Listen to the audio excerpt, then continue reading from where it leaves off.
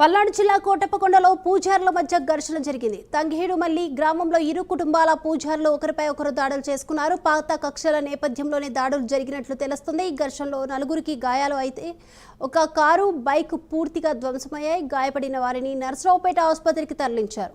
వారిలో ఒకరి పరిస్థితి విషమంగా ఉంది.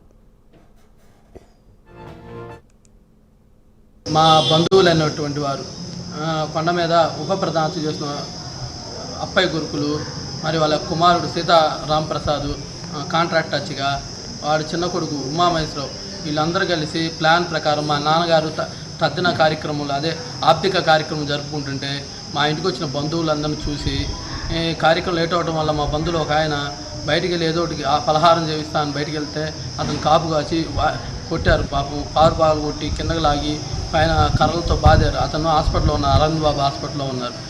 అతను కాపాడదాని ఉద్దేశంతో నేను మా అన్నగారు మా అమ్మగారు బయటకు వస్తే కర్రలు తీసుకొని ఈ అప్పయ్య గురుకులు సీతారాంప్రసాద్ అప్పయ్య గురుకుల యొక్క భార్య శివ ఉమాశంకరి తర్వాత రాజ్యలక్ష్మమ్మ గారని మినికంట వాళ్ళు సాంబశివరావు ఉమామహేశ్వరరావు అదే మినికంట తుర్లపాటి ఉమామహేశ్వరరావు అంటారు అబ్బాయి.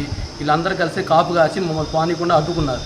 మేము అతను మా ఇంటికి వచ్చిన వ్యక్తిని కాపాడుకోవాల్సిన బాధ్యత మాకుందనే ఉద్దేశంతో మేము నెట్టుకొని పోతున్నా కూడా మమ్మల్ని ఆపి కర్రలతో దాడి చేశారు. మా బంధువులు అన్నటువంటి వారు కొండ మీద ఉప ప్రధానం చేసిన అప్పయ్య గురుకులు మరి వాళ్ళ కుమారుడు సీతారాంప్రసాద్ కాంట్రాక్ట్ టచ్గా వాడు చిన్న కొడుకు ఉమామహేశ్వరరావు